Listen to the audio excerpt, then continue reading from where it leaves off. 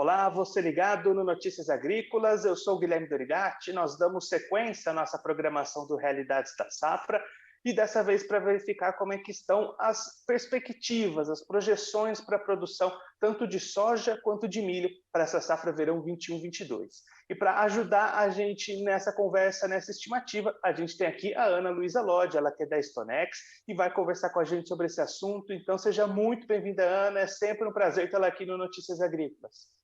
Olá a todos, eu que agradeço o convite.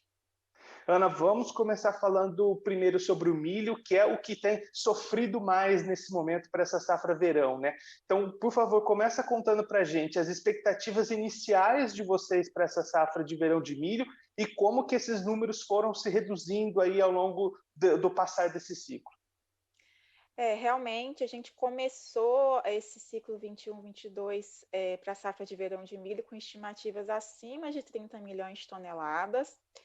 Aí no começo de dezembro, quando a gente revisou os nossos números de safra, a gente já reduziu a estimativa do Rio Grande do Sul, que é o maior produtor de milho atualmente na primeira safra, e com isso essa primeira safra já caiu para abaixo de 30 milhões de toneladas.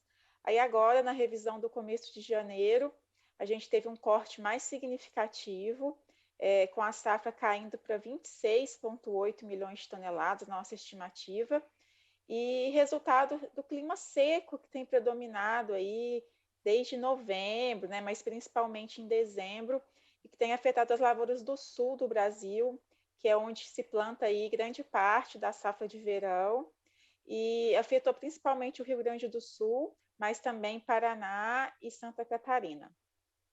Esse é um ponto, né? Você destacou primeiro o Rio Grande do Sul, que, claro, é onde se perdeu mais, a situação está mais dramática, mas outros estados também têm perdas nessa primeira safra, né?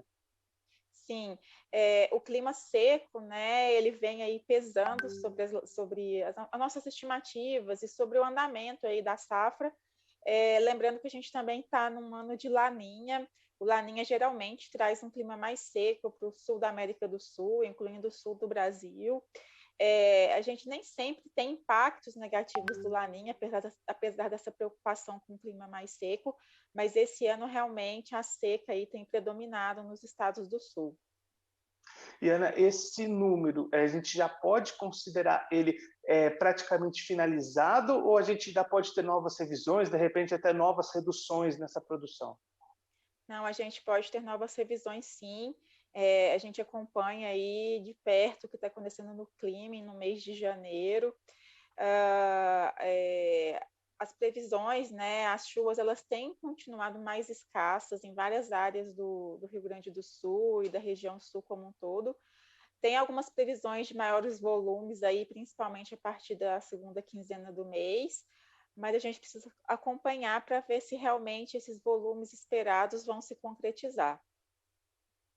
E, Ana, só para a gente encerrar o nosso assunto do milho, olhando um pouquinho para frente para a safrinha, quais são as expectativas de vocês? Aí a expectativa é mais positiva e esse aumento na safrinha pode até ajudar, de alguma forma, a compensar essa queda da primeira safra num montante total desse ano?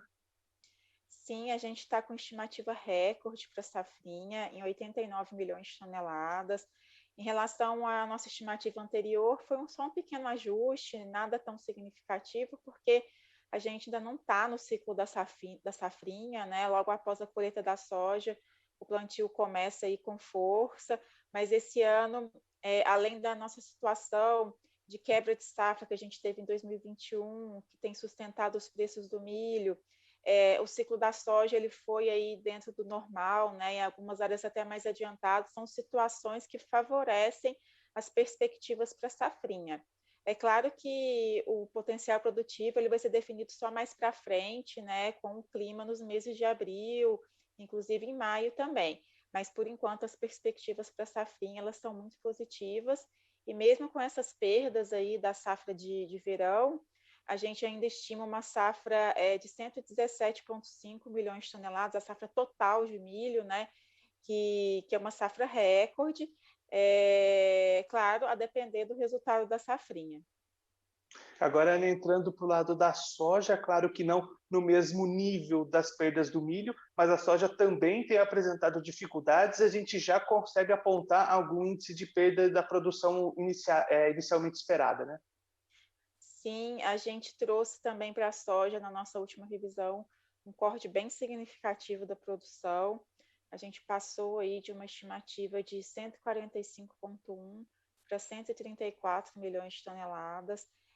Em termos percentuais, é um corte menor do que o do milho primeira safra, mas em termos absolutos, aí é um corte de 11 milhões de toneladas, é um corte bem significativo, e que, se esse volume aí nacional for confirmado, já não vai ser um recorde de produção, vai ficar abaixo do volume colhido, né, no ciclo 2021.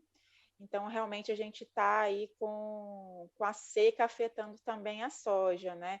No caso da soja, além dos estados do sul, que são os mais afetados, nesse caso, destaco aí o Paraná. A gente tem o Mato Grosso do Sul também, que foi afetado pela falta de chuvas, e por isso a gente teve esse corte na nossa última revisão.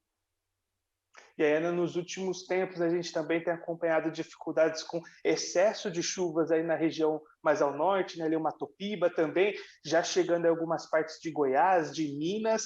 Essa redução da soja pode ficar ainda maior nas próximas revisões, então? Olha, sobre o excesso de chuvas, existe sim uma preocupação, principalmente aí com perda de qualidade do grão, né, afetando o período de colheita e da safra, mas ainda é cedo para se falar que o excesso de chuvas vai trazer alguma perda significativa para a safra de soja. É claro que a gente precisa acompanhar aí essas próximas semanas. No caso da soja, eu gostaria de ressaltar que o clima seco no sul continua a preocupar. A gente tem que lembrar que o Rio Grande do Sul, ele planta mais tarde, ele tem um ciclo mais tardio aí da soja, em comparação ao Paraná, por exemplo. Então, as chuvas em janeiro e até em fevereiro vão ser aí muito relevantes para definir o potencial produtivo do estado. Então, a gente tem que acompanhar, sim, o que está acontecendo quanto ao excesso de chuvas em alguns estados, mais no centro-oeste, no norte, no nordeste, mas também a gente tem que acompanhar o clima no sul para as lavouras que são plantadas mais tarde, principalmente. Ana, muito obrigado pela sua participação, por ajudar a gente a atualizar esses números, entender um pouquinho melhor essas perspectivas do que pode acontecer com essas duas importantes produções aqui no Brasil. Se você quiser deixar mais algum recado, alguma mensagem final para quem está acompanhando a gente, pode ficar à vontade. Olha, realmente a gente começou aí a safra com um grande otimismo, né, estimativas de recorde de soja, de milho também. Precisa acompanhar o clima, né? O clima é sempre o fator surpresa aí que a gente não consegue controlar, e a gente vai ter uma ideia melhor aí a partir do começo de fevereiro do resultado da soja e começar aí a ter ideias mais concretas também do que vai ser a safrinha de milho.